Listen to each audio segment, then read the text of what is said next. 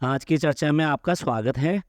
आज हम बात करेंगे डब्बा जी अपने व्लॉग्स दिखाती हैं, उस व्लॉग्स के अंदर बहुत सारी चीज़ें ऐसी दिखा देती हैं कि जिनको देखकर लगता है कि वो ऐसा क्यों कर रही हैं, या फिर इस तरह की इंसिडेंट दिखाती हैं कि जिनसे लगता है कि ये बिल्कुल बचपने वाली बातें हैं, यानी कि ये तो छोटा बच्चा करेगा और इनसे कम से कम इस एज में आके ये उम्मीद नहीं है। सबसे पहले बात करते हैं कि जो चीज़ें बिगाड़ कर दिखाती हैं, तो वो ऐसा क्यों करती हैं। वैसे तो कुछ याद दिलाने की ज़रूरत नहीं है, लेकिन फिर भी जस्ट रेफ़रेंस के लिए मैं यहाँ पे उसका ज़िक्र कर रहा हूँ।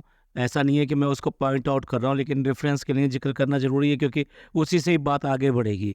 अभी हाल ही में उन्होंने जो है दही बड़े बनाए थे वहाँ पर, मोधा में बनाए थे, वो बिगड़ गए थे। जबकि वो 2 साल पहले यही चीज़ वो अपने व्लॉग में पहले अच्छी खासी बनाकर दिखा चुकी हैं, लेकिन इस बार बिगड़ गए थे। इसके अलावा वहाँ मटन बनाया था, वो जला दिया था। उसके अलावा वहीं पर ही वो शामी कबाब उसके साथ में मेड के साथ में बना रहे थे, वो गड़बड़ सारे के सारे कर दिए थे। उसके अलावा यहाँ कढ़ी बनाई थी, वो कढ़ी गड़बड़ हो गई थी। उसके बाद में मटर पुलाव बनाया और बिना मटर के ही वो पुलाव तैयार कर दिया। बाद में वो ऐड ऑन किया कि चलो ऐसे भी कर लेते हैं हम। उसके बाद में इन्होंने पूरी बनाई, पूरी बनाने के समय में यही नहीं पता लगा कि जीरा डालना चाहिए या अजवाइन डालनी चाहिए, और उसके बाद में जैसे बनाई वो तो सबको पता है। एनीवे, नेक्स्ट चीज़ पे आते हैं। उससे पहले अभी-अभी जो लास्ट व्लॉग गया है, उसमें जो है फ़नी के लिए वो खस्ता बना रही थी, तो वो खस्ता बनाते समय तो कमाल ही कर दिया बिल्कुल ही। और उससे पहले अगर याद करें तो रसगुल्ले बनाए गए थे। तो ये वो सारी डिशेज़ हैं जो बहुत बढ़िया नहीं बनी थी। यानी कि जो इन्होंने सारी ख़राब कर दी थी, और बाद में ये कहा कि ये ऐसा क्यों हो गया और मुझे पता नहीं चलता, और ऐसा मैं नहीं करना चाहती, मुझसे क्यों बिगड़ जाती हैं, और बड़ा भोला-सा मुँह ये सब करके दिखा देती हैं। ये सारी चीज़ें वो लगातार करती जा रही हैं। ऐसा भी नहीं है कि इन सब के ऊपर उनकी ट्रोलिंग नहीं होती, ये सब भी होती है। और ये सारी चीज़ें ऐसे भी नहीं है कि वो मैडम जो हैं, इनकी जो भाभी हैं, वो नहीं देखती हों और बाकी सब लोग नहीं देखते हों। क्या वो लोग इस सब के ऊपर बात नहीं करते होंगे कि वैसे ये डब्बा जी आप ये क्या करके दिखाती हैं हर बार, और दिखाना ही है तो उससे पहले कुछ तैयारी कर लीजिए, कुछ समझ लीजिए, कुछ मेरे से टिप्स ले लीजिए या कुछ भी कर लीजिए, लेकिन कम से कम सीख लीजिए, उसके बाद करें। तो हम आज इसी बात के ऊपर बात कर रहे हैं कि लगातार करने के बाद में भी अगर ये कि ऐसा क्यों नहीं करती है, और इनके पास में ऑप्शंस क्या हैं। ऑप्शन तो बड़ा सीधा-साधा है। एक वो जो ज्ञान वाली भाभी है, जो जिन्होंने इनको इतना ज़्यादा सिखाया भी है। ऐसी बात नहीं है, अभी तक यहाँ पे जो भी कुछ ये इस जगह हैं, देखा जाए तो इन भाभी की वजह से ही हैं। भैया भी जो है उतने ज़्यादा कामयाब नहीं थे। एक सीरियल मिला था और एक सीरियल में भी वो अच्छी तरह से नहीं कर पा रहे थे, तो उस सीरियल से भी उनको निकाल दिया गया था। तो कुल मिला के ये है कि यहाँ इस घर में जो भी कुछ आज की डेट में है, वो इस भाभी से ही है। तो उसी ने ये सब किया है, और साथ-साथ आपको भी ग्रो किया है। आपका भी पूरा मेकओवर किया है। आपको इस पोज़ीशन तक लेके आने में उनका बहुत बड़ा हाथ है। और शादी से पहले तो हर स्टेप पे वो आपके जो है हेल्प की तरह से साथ-साथ चलती थी। तो ऐसे में ऐसा क्या हो गया जो शादी के बाद में आप हेल्प नहीं ले सकते? या शादी के बाद उसने हेल्प करनी बंद कर दी? या उसने ये सोचना बंद कर दिया कि ठीक है, ये जैसा करती है अच्छा है, जैसा करती है करने दो, लोग ट्रोल करते हैं, कुछ भी करते हैं करने दो।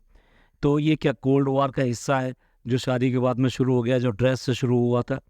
पर ऐसा नहीं लगता मुझे। मुझे ऐसा हाँ, लगता है कि ये सब चीज़ें वो जानबूझ के करती हैं।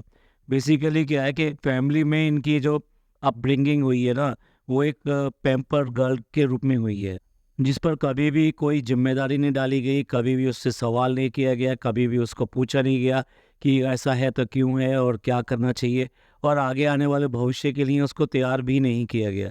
यही वजह है कि वो एक पैम्पर्ड गर्ल की तरह से बिहेव करती हैं, और जो छोटा बच्चा होता है वो उसी की तरह से बिहेव करती हैं, और उसी तरह से वो बनाकर दिखाती हैं।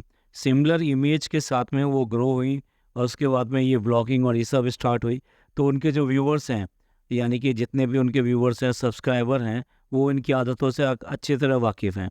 तो कुल मिला के ये है कि उनको वही चीज़ पसंद है, उनको वही चीज़ दिखानी है, इसलिए ना वो बड़ी हो रही हैं, ना ही मतलब जो है इस चीज़ को चेंज कर रही हैं। आप देख लीजिए ब्लॉग दर ब्लॉग, एक ही चीज़ का रिपीटेशन, एक ही चीज़ का रिपीटेशन, चीज़ें बनाने की कोशिश करना, उसको बिगाड़ देना, और फिर एक मुँह बनाकर बैठ जाना कि क्या करें, मेरे से ये ठीक नहीं होता, ये ठीक नहीं होता, और इस तरह से मतलब लेके चलना। तो ये एक टेंडेंसी बन गई है उनकी, या फिर कह लो कि ये व्लॉग की एक पॉलिसी बन गई है, जिससे कि उनका व्लॉग चलता है या उनका व्लॉग हिट होता है, वो ऐसा ही करते हैं, क्योंकि नॉर्मली जो है इनके जो व्यूअर्स हैं वो ऐसा ऐसा कमेंट्स करते हैं जैसे कि आज उनका अगर व्लॉग आ गया तो उनका दिन निकल गया, और अगर नहीं आता तो पता नहीं वो क्या करते, उस दिन खाना भी खाते या नहीं खाते, या फिर बाकी काम भी वो करते हैं या नहीं करते हैं।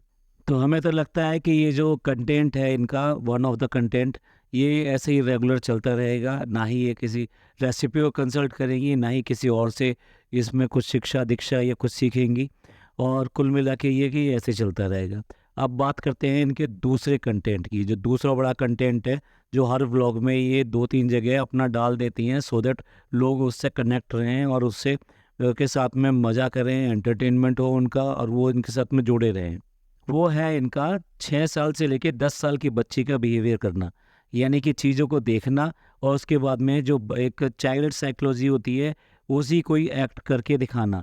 जो चाइल्ड साइकोलॉजी क्या होती है, वो ये होती है कि जो उसका मन करता है वो कहीं पर भी क्यों ना हो, वो वहाँ पर ही खेलने की कोशिश करते हैं, या फिर अपनी मर्जी के हिसाब से उसको चलाने की कोशिश करते हैं।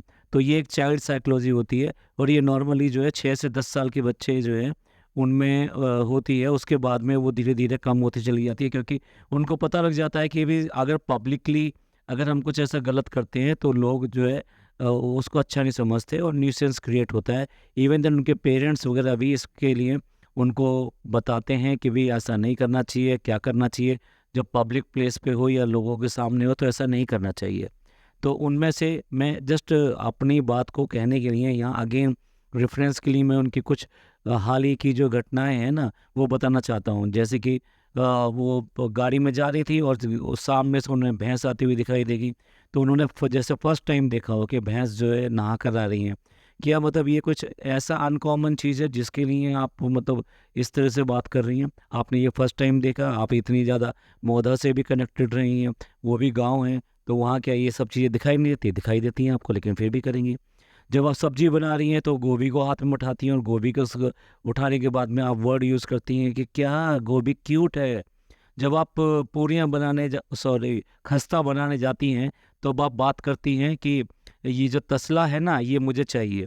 अब सबको पता है कि तसला क्या चीज़ होती है। तसला वो चीज़ होती है जो बेसिकली राजमिस्त्री लोग यूज़ करते हैं, या फिर कहीं कहीं जगह गाँव में कुछ चूल्हा जलाने के लिए भी यूज़ कर लिया जाता है। राजमिस्त्री लोग यूज़ करते हैं मिट्टी ढोने के लिए, मसाला बनाने के लिए, इन सब के लिए करते हैं।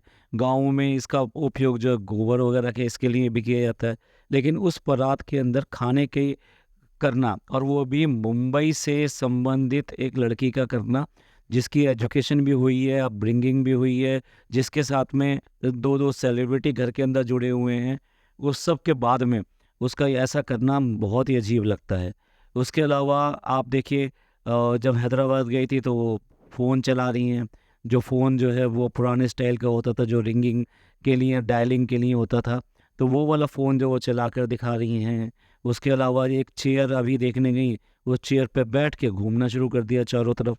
अगर यही बात कोई बच्चा कर रहा हो तो उसके पेरेंट्स जो उसको अच्छी तरह से बोलते, इवन देन जो दुकानदार है, दुकानदार भी ये बोलता है कि भई आप ऐसा ना कीजिए, ये ख़राब हो सकती है।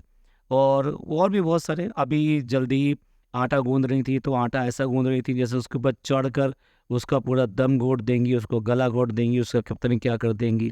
निज़ाम के महल में गई तो निज़ाम के महल में भी उनका क्वेश्चन ये था, क्या ये सब लोग यहाँ पे रहते थे?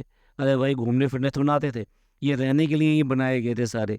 और फिर कहाँ गई आपकी पढ़ाई? जिस इतिहास के बारे में आप बात करती हैं कि इतिहास को मेरे को बहुत अच्छा लगता है, इतिहास की चीज़ें जानना, उसको देखना। ये भी एक पुरानी, बहुत पुरानी कॉफ़ी शॉप में गए थे, तो वहाँ पे जो पुराने आर्टिकल लिखा हुआ था कि कब-कब वो कैसे-कैसे बनी है, वो सबको पढ़ने की आप कोशिश कर रहे थे, आपको बहुत अच्छा लगता है। ये सारे रेफ़रेंसेस मैं इसलिए दे रहा हूँ कि ये सारे जो एक कंटिन्यू है, मतलब एक दर एक बात, व्लॉग के बाद व्लॉग, व्लॉग के बाद एक। तो हर एक व्लॉग में 2-3 ऐसी चीज़ें उनके पास रहेंगी रहेंगी, जिनको वो ज़्यादा एम्फेसिस करेंगी, बोल कर दिखाएँगी, बात करके दिखाएँगी, उनको जबकि ये पता होता है।